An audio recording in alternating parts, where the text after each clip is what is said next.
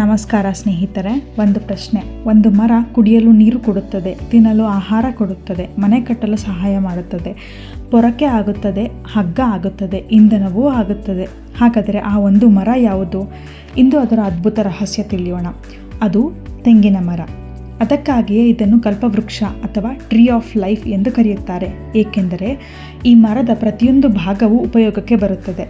ತೆಂಗಿನ ಕಾಯಿಯಿಂದ ತೆಂಗಿನ ನೀರು, ನೈಸರ್ಗಿಕ ಪಾನೀಯ, ಒಳಗಿನ ತುದಿ ಆಹಾರ, ಎಣ್ಣೆ ಮತ್ತು ಸಿಹಿ ತಿಂಡಿಗಳು, ಸಿಪ್ಪೆ, ಹೊರಗಿನ ನಾರು, ಹಗ್ಗ, ಚಾಪೆ, ಗಿಡ ಬೆಳೆಸುವ ಕೊಕೊಪಿಟ್, ಇನ್ನು ಅನೇಕ ವಸ್ತುಗಳನ್ನು ತಯಾರಿಸಲು ಬಳಸುತ್ತಾರೆ.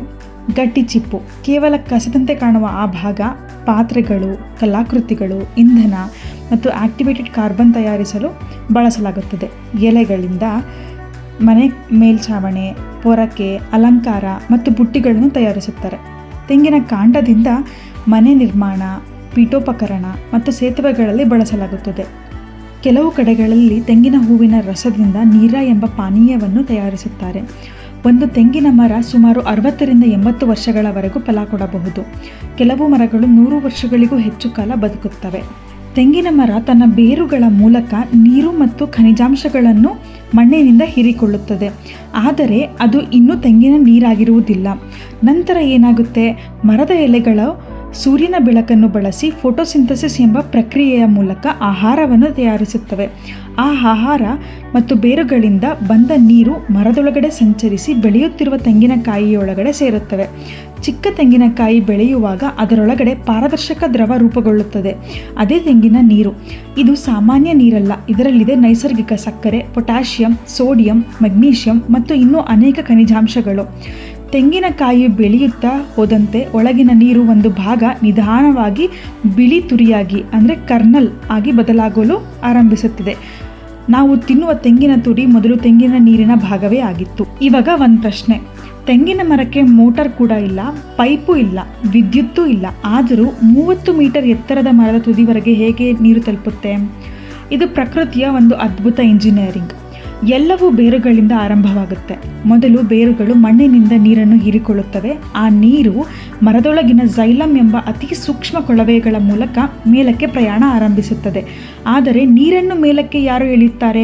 ಇಲ್ಲಿಯೇ ಪ್ರಕೃತಿಯ ರಹಸ್ಯ ಅಡಗಿದೆ. ಎಲೆಗಳ ಮೇಲೆ ಇರುವ ಸಣ್ಣ ರಂಧ್ರಗಳಿಂದ ಸ್ವಲ್ಪ ಸ್ವಲ್ಪ ನೀರು ಗಾಳಿಗೆ ಆವಿಯಾಗುತ್ತದೆ. ಆ ಪ್ರಕ್ರಿಯೆಯನ್ನು ಟ್ರಾನ್ಸ್ಪಿರೇಷನ್ ಎಂದು ಕರೆಯುತ್ತಾರೆ. ಎಲೆಗಳಿಂದ ನೀರು ಹೊರ ಹೋದಾಗ ಮೇಲಿನಿಂದ ಒಂದು ಸಣ್ಣ ಎಳೆಯುವ ಶಕ್ತಿ ಉಂಟಾಗುತ್ತದೆ. ಅದು ಕೆಳಗಿರುವ ನೀರನ್ನು ಮೇಲಕ್ಕೆ ಎಳೆಯುತ್ತದೆ. ಇದನ್ನು ಟ್ರಾನ್ಸ್ಪಿರೇಷನ್ ಪುಲ್ ಎಂದು ಕರೆಯುತ್ತಾರೆ. ಅಂದರೆ ಎಲೆಗಳೇ ಮರದ ನೈಸರ್ಗಿಕ ಪಂಪ್. ಒಂದು ಆಶ್ಚರ್ಯದ ವಿಷಯ. ಒಂದು ದೊಡ್ಡ ತೆಂಗಿನ ಮರ ಒಂದು ದಿನದಲ್ಲಿ 100 ಲೀಟರ್ ನೀರನ್ನು ಬೇರುಗಳಿಂದ ಎಲೆಗಳವರೆಗೆ ಸಾಗಿಸಬಹುದು. ಇದೆಲ್ಲ ವಿದ್ಯುತ್ ಇಲ್ಲದೆ, ಮೋಟಾರ್ ಇಲ್ಲದೆ, ಕೇವಲ ಪ್ರಕೃತಿಯ ನಿಯಮಗಳಿಂದ. ತೆಂಗಿನ ಮರಗಳು ಹೆಚ್ಚಾಗಿ ಸಮುದ್ರದ ಹತ್ತಿರವೇ ಕಾಣಿಸುತ್ತೆ. ಹಾಗಾದರೆ ಆ ಸಮುದ್ರದ ಉಪ್ಪು ನೀರನ್ನೇ ಕುಡಿಯುತ್ತಾ? ಅಥವಾ ಇದರ ಹಿಂದೆ ಇನ್ನೊಂದು ರಹಸ್ಯ ಅದೆಯಾ? ಬನ್ನಿ ತಿಳಿಯೋಣ. ಇಲ್ಲ, ತೆಂಗಿನ ಮರ ಸಮುದ್ರದ ಉಪ್ಪು ನೀರನ್ನು ನೇರವಾಗಿ ಕುಡಿಯುವುದಿಲ್ಲ. ಹೆಚ್ಚಿನ ಸಸ್ಯಗಳಂತೆ ಅದು ಮಣ್ಣಿನಲ್ಲಿರುವ ಸಿಹಿ ನೀರನ್ನೇ ಬೇರುಗಳ ಮೂಲಕ ಹೀರಿಕೊಳ್ಳುತ್ತದೆ. ಹಾಗಿದ್ದರೆ ಸಮುದ್ರದ ಹತ್ತಿರ ಹೇಗೆ ಬೆಳೆಯುತ್ತೆ? ಏಕೆಂದರೆ ಮಳೆ ಬಂದಾಗ ಮಳೆ ನೀರು ಮಣ್ಣಿನೊಳಗಡೆ ಸೇರಿ ಬೇರುಗಳಿಗೆ ಬೇಕಾದ ನೀರನ್ನು ಒದಗಿಸುತ್ತದೆ. ಆದ್ದರಿಂದ ಸಮುದ್ರದ ಹತ್ತಿರ ಇದ್ದರೂ ಬೇರುಗಳಿಗೆ ಸಿಗುವುದು ಮುಖ್ಯವಾಗಿ ಮಳೆ ನೀರು. ಇನ್ನೊಂದು ಕಾರಣ, ತೆಂಗಿನ ಮರ ಬಲವಾದ ಗಾಳಿಯನ್ನು ತೆಗೆದುಕೊಳ್ಳಬಲ್ಲದು, ಬಿಸಿಲನ್ನು ಸಹಿಸಬಲ್ಲದು, ಮರಳು ಮಣ್ಣಿನಲ್ಲಿಯೂ ಬೆಳೆಯಬಲ್ಲದು. ಈ ಗುಣಗಳಿಂದ ಕರಾವಳಿ ಪ್ರದೇಶದಲ್ಲಿ ಇದು ಹೆಚ್ಚಾಗಿ ಬೆಳೆಯುತ್ತದೆ. ತೆಂಗಿನಕಾಯಿ ನೀರಿನಲ್ಲಿ ತೇಲಬಲ್ಲದು. ಅದರ ಹೊರಗಿನ ನಾರು ಇದನ್ನು ತೇಲುವಂತೆ ಮಾಡುತ್ತದೆ. ಹೀಗಾಗಿ ಕೆಲವೊಮ್ಮೆ ತೆಂಗಿನಕಾಯಿಗಳು ಸಮುದ್ರದಲ್ಲಿ ತೇಲಿ ಹೊಸ ದ್ವೀಪಗಳಿಗೂ ತಲುಪಿ ಅಲ್ಲಿ ಹೊಸ ತೆಂಗಿನ ಮರಗಳು ಬೆಳೆಯಬಹುದು. ನೀವು ಗಮನಿಸಿದ್ದೀರಾ? ಕೆಲವು ತೆಂಗಿನ ಮರಗಳು ನೇರವಾಗಿ ಬೆಳೆಯುತ್ತವೆ, ಆದರೆ ಕೆಲವು ಮರಗಳು ತುಂಬ ಬಾಗಿರುತ್ತೆ. ಹಾಗಾದರೆ ಅವು ಬಿದ್ದು ಹೋಗುವುದಿಲ್ಲ ಯಾಕೆ? ತೆಂಗಿನ ಮರ ಕಟ್ಟಡದ ಕಂಬದಂತೆ ಗಟ್ಟಿಯಾಗಿರುವುದಿಲ್ಲ. ಅದರ ಕಾಂಡ ಗಾಳಿಗೆ ತಕ್ಕಂತೆ ಸ್ವಲ್ಪ ಬಾಗುವಷ್ಟು ಮೃದುವಾಗಿರುತ್ತದೆ. ಇದು ಅದರ ದುರ್ಬಲತೆ ಅಲ್ಲ, ಅದರ ಶಕ್ತಿ. ಬಲವಾದ ಗಾಳಿ ಬೀಸಿದರೆ ಇತರ ಕೆಲವು ಮರಗಳಂತೆ ಒಡೆಯುವ ಬದಲು ತೆಂಗಿನ ಮರ ಗಾಳಿಯ ಜೊತೆಗೆ ಬಾಗುತ್ತದೆ. ಗಾಳಿ ಕಡಿಮೆಯಾದ ನಂತರ ಮತ್ತೆ ತನ್ನ ಸಮತೋಲನಕ್ಕೆ ಬರುತ್ತದೆ. ಇನ್ನೊಂದು ಕಾರಣ, ಮರಗಳು ಸೂರ್ಯನ ಬೆಳಕಿನ ಕಡೆಗೆ ಬೆಳೆಯುವ ಸ್ವಭಾವವನ್ನು ಹೊಂದಿವೆ. ಒಂದು ಕಡೆ ಹೆಚ್ಚು ಬೆಳಕು ಸಿಕ್ಕರೆ ಮರ ನಿಧಾನವಾಗಿ ಆ ದಿಕ್ಕಿಗೆ ವಾಲಬಹುದು. ತೆಂಗಿನ ಮರದ ಬೇರುಗಳು ಒಂದು ದೊಡ್ಡ ಬೇರು ಅಲ್ಲ, ನೂರಾರು ಸಣ್ಣ ಬೇರುಗಳು 4 ಕಡೆ ಹರಡಿ ಮಣ್ಣನ್ನು ಗಟ್ಟಿಯಾಗಿ ಹಿಡಿದುಕೊಳ್ಳುತ್ತದೆ. ಆದ್ದರಿಂದ ಮರ ಬಾಗಿದರೂ ಸುಲಭವಾಗಿ ಬೀಳುವುದಿಲ್ಲ. ಕೆಲವು ತೆಂಗಿನ ಮರಗಳು 40ರಿಂದ 50 ಡಿಗ್ರಿಗಳಷ್ಟು ಬಾಗಿದರೂ ವರ್ಷಗಳ ಕಾಲ ಆರೋಗ್ಯವಾಗಿ ಬೆಳೆದು ತೆಂಗಿನಕಾಯಿ ಕೊಡುತ್ತಲೇ ಇರುತ್ತವೆ. ಇವಾಗ ಒಂದು ಪ್ರಶ್ನೆ, ನೀವು ಯಾವತ್ತಾದರೂ ತೆಂಗಿನಕಾಯಿಯನ್ನು ಹತ್ತಿರದಿಂದ ನೋಡಿದ್ದೀರಾ? ಅದರ ಮೇಲೆ 3 ಕಣ್ಣುಗಳಂತೆ ಕಾಣುವ ಗುರುತುಗಳು ಇರುತ್ತವೆ. ಅವು ನಿಜವಾಗ್ಲೂ ಕಣ್ಣುಗಳ ಅಥವಾ ಅದರ ಹಿಂದೆ ಬೇರೆ ರಹಸ್ಯ ಇದೆಯಾ? ನಾವು 3 ಕಣ್ಣು ಎಂದು ಕರೆಯುವುದು ಕಣ್ಣುಗಳಲ್ಲ, ಅವು ತೆಂಗಿನಕಾಯಿಯ 3 ಮೊಳಕೆಯ ರಂಧ್ರಗಳು, ಜರ್ಮಿನೇಷನ್ ಪೋರ್ಸ್. 3 ಇದ್ದರೂ ಮೊಳಕೆ ಒಡೆಯುವುದು ಒಂದೇ ರಂಧ್ರದಿಂದ. ಉಳಿದ 2 ಗಟ್ಟಿಯಾಗಿ ಮುಚ್ಚಿರುತ್ತವೆ. ಆ ಒಂದು ಮಾತ್ರ ಮೃದುವಾಗಿರುತ್ತದೆ. ಅಲ್ಲಿಂದಲೇ ಹೊಸ ತೆಂಗಿನ ಗಿಡ ಹೊರಬರುತ್ತದೆ. ತೆಂಗಿನಕಾಯಿ ನೆಲಕ್ಕೆ ಬಿದ್ದ ನಂತರ ಸರಿಯಾದ ನೀರು, ಮಣ್ಣು ಮತ್ತು ಸಮಯ ಸಿಕ್ಕರೆ ಆ ಮೃದುವಾದ ರಂಧ್ರದಿಂದ ಮೊದಲು ಮೊಳಕೆ ಹೊರಬರುತ್ತದೆ. ನಂತರ ಬೇರುಗಳು ಕೆಳಕ್ಕೆ, ಎಲೆಗಳು ಮೇಲಕ್ಕೆ ಬೆಳೆಯಲು ಆರಂಭಿಸುತ್ತದೆ. ತೆಂಗಿನಕಾಯಿಯೊಳಗಿನ ತುರಿಯು ಹೊಸ ಗಿಡಕ್ಕೆ ಮೊದಲ ಆಹಾರ. ಅಂದರೆ ಗಿಡ ತನ್ನ ಜೀವನದ ಮೊದಲ ದಿನಗಳಲ್ಲಿ ತಾಯಿಯಂತೆ ಅದೇ ತೆಂಗಿನಕಾಯಿಯಿಂದ ಪೋಷಣೆ ಪಡೆಯುತ್ತದೆ.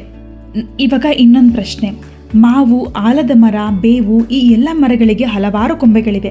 ಆದರೆ ತೆಂಗಿನ ಮರಕ್ಕೆ ಮಾತ್ರ ಕೊಂಬೆಗಳೇ ಇಲ್ಲ. ಹಾಗಾದರೆ ಇದು ಹೇಗೆ ಇಷ್ಟು ಎತ್ತರಕ್ಕೆ ಬೆಳೆಯುತ್ತೆ? ತೆಂಗಿನ ಮರ ಸಾಮಾನ್ಯ ಮರಗಳಂತೆ ಬೆಳೆಯುವುದಿಲ್ಲ. ಇದು ಒಂದೇ ಬೆಳವಣಿಗೆಯ ಕೇಂದ್ರ ಅಂದರೆ ಗ್ರೋಯಿಂಗ್ ಪಾಯಿಂಟ್ ಹೊಂದಿರುತ್ತದೆ. ಅದು ಮರದ ತುದಿಯಲ್ಲೇ ಇರುತ್ತದೆ. ಹೊಸ ಎಲೆಗಳು, ಹೊಸ ಹೂಗಳು ಮತ್ತು ಹೊಸ ತೆಂಗಿನಕಾಯಿಗಳು ಎಲ್ಲವೂ ಅಲ್ಲಿಂದಲೇ ಬೆಳೆಯುತ್ತವೆ. ಹಾಗಿದ್ದರೆ ಕೊಂಬೆಗಳು ಯಾಕಿಲ್ಲ? ಯಾಕೆಂದರೆ ತೆಂಗಿನ ಮರದ ಸಂಪೂರ್ಣ ಶಕ್ತಿ ಒಂದೇ ಕಾಂಡವನ್ನು ನೇರವಾಗಿ ಮೇಲಕ್ಕೆ ಬಳಸಲ್ಪಡುತ್ತದೆ. ಹೀಗಾಗಿ ಅದಕ್ಕೆ ಬೇರು, ಕೊಂಬೆಗಳು ಅಗತ್ಯವೇ ಇರುವುದಿಲ್ಲ. ಇದರ ಲಾಭ ಏನು? ಸಮುದ್ರ ತೀರದಲ್ಲಿ ಬಲವಾದ ಗಾಳಿಗಳು ಬೀಸುತ್ತದೆ. ಬಹಳ ಕೊಂಬೆಗಳಿದ್ದರೆ ಗಾಳಿ ಹೆಚ್ಚು ತಾಗಿ ಮರ ಮುರಿಯುವ ಸಾಧ್ಯತೆ ಹೆಚ್ಚಾಗುತ್ತಿತ್ತು. ಆದರೆ ಒಂದೇ ಕಾಂಡ ಮತ್ತು ಮೇಲಿನ ಎಲೆಗಳಿರುವುದರಿಂದ ಗಾಳಿ ಸುಲಭವಾಗಿ ಹಾದು ಹೋಗುತ್ತದೆ. ಇದು ತೆಂಗಿನ ಮರವನ್ನು ಬಿರುಗಾಳಿಯಲ್ಲೂ ಉಳಿಯಲು ಸಹಾಯ ಮಾಡುತ್ತೆ. ತೆಂಗಿನ ಮರದ ಮೇಲಿನ ಬೆಳೆಯುವ ಭಾಗಕ್ಕೆ ಕ್ರೌನ್ ಎಂದು ಕರೆಯುತ್ತಾರೆ. ಅಲ್ಲಿಯೇ ಹೊಸ ಎಲೆಗಳು, ಹೂಗಳು ಮತ್ತು ತೆಂಗಿನಕಾಯಿಗಳು ನಿರಂತರವಾಗಿ ಬೆಳೆಯುತ್ತಿರುತ್ತವೆ. ಒಂದು ತೆಂಗಿನ ಗಿಡ ನೆಟ್ಟ ತಕ್ಷಣ ಫಲ ಕೊಡುವುದಿಲ್ಲ. ಸಾಮಾನ್ಯವಾಗಿ 6ರಿಂದ 8 ವರ್ಷಗಳ ನಂತರ ಮೊದಲು ತೆಂಗಿನಕಾಯಿಗಳನ್ನು ಕೊಡಲು ಆರಂಭಿಸುತ್ತದೆ. ಕೆಲವು ಜಾತಿಗಳು ಇನ್ನೂ ಸ್ವಲ್ಪ ಬೇಗ ಫಲ ಕೊಡಬಹುದು. 1 ವರ್ಷಕ್ಕೆ ಎಷ್ಟು ಕೊಡ್ಬೋದು? ಒಂದು ಆರೋಗ್ಯಕರ ತೆಂಗಿನ ಮರ ಸರಾಸರಿ 50ರಿಂದ 100 ತೆಂಗಿನಕಾಯಿಗಳನ್ನು 1 ವರ್ಷದಲ್ಲಿ ಕೊಡಬಹುದು. ಉತ್ತಮ ಆರೈಕೆ, ಮಣ್ಣು, ಮಳೆ ಮತ್ತು ಹವಾಮಾನ ಇದ್ದರೆ ಕೆಲವು ಮರಗಳು 150ಕ್ಕೂ ಹೆಚ್ಚು ತೆಂಗಿನಕಾಯಿಗಳನ್ನು ಕೊಡಬಹುದು. ತೆಂಗಿನ ಮರ 60ರಿಂದ 80 ವರ್ಷಗಳವರೆಗೆ ಚೆನ್ನಾಗಿ ಫಲ ಕೊಡಬಹುದು. ಕೆಲವು ಮರಗಳು 100 ವರ್ಷಗಳಿಗೂ ಹೆಚ್ಚು ಬದುಕಿರುವ ದಾಖಲೆಗಳಿವೆ. ಒಂದು ಮರ ಸರಿಸಾರಿ 80 ತೆಂಗಿನಕಾಯಿಗಳನ್ನು ವರ್ಷಕ್ಕೆ ಕೊಟ್ಟರೆ 60 ವರ್ಷಗಳಲ್ಲಿ ಸುಮಾರು 4800 ತೆಂಗಿನಕಾಯಿಗಳು. ಒಂದೇ ಮರ ಸಾವಿರಾರು ಜನರ ಅಡುಗೆಗೆ, ಹಬ್ಬಗಳಿಗೆ ಮತ್ತು ಜೀವನಕ್ಕೆ ಉಪಯೋಗವಾಗಬಹುದು. ಪ್ರಕೃತಿಯಲ್ಲಿ ಯಾವುದೂ ವ್ಯರ್ಥವಲ್ಲ. ತೆಂಗಿನ ಮರದ ಪ್ರತಿಯೊಂದು ಭಾಗಕ್ಕೂ ಒಂದು ಉದ್ದೇಶವಿದೆ. ಹಾಗೆಯೇ ನಮ್ಮ ಜೀವನದಲ್ಲೂ ಪ್ರತಿಯೊಬ್ಬರಿಗೂ ಒಂದು ವಿಶೇಷ ಉದ್ದೇಶ ಇದೆ. ಅದನ್ನು ಕಂಡುಕೊಂಡಾಗ ನಮ್ಮ ಜೀವನವು ಇತರರಿಗೆ ಉಪಯೋಗವಾಗುತ್ತದೆ. ಒಂದು ತೆಂಗಿನಕಾಯಿ ಕೇವಲ ಒಂದು ಹಣ್ಣು ಅಲ್ಲ, ಪ್ರಕೃತಿಯ ಇಂಜಿನಿಯರಿಂಗ್, ವಿಜ್ಞಾನ ಮತ್ತು ಉದಾರತೆಯ ಜೀವಂತ ಉದಾಹರಣೆ. ನಾವು ಪ್ರಕೃತಿಯಿಂದ ಪಡೆಯುವುದಕ್ಕಿಂತ ಅದನ್ನು ಕಾಪಾಡಿದರೆ ಮುಂದಿನ ಪೀಳಿಗೆಯು ಆ ಅದ್ಭುತಗಳನ್ನು ಅನುಭವಿಸಬಹುದು. ಮುಂದಿನ ಸರಣಿಯಲ್ಲಿ ಮತ್ತೊಂದು ಸಾಮಾನ್ಯ ವಸ್ತುವಿನ ಹಿಂದೆ ಅಡಗಿರುವ ಅಸಾಮಾನ್ಯ ವಿಜ್ಞಾನವನ್ನು ತಿಳಿಯೋಣ. ಅಲ್ಲಿಯವರೆಗೂ ಕುತೂಹಲ ಇರಲಿ, ಕಲಿಕೆ ಮುಂದುವರಿಯಲಿ. ಧನ್ಯವಾದಗಳು. ನಮಸ್ಕಾರ.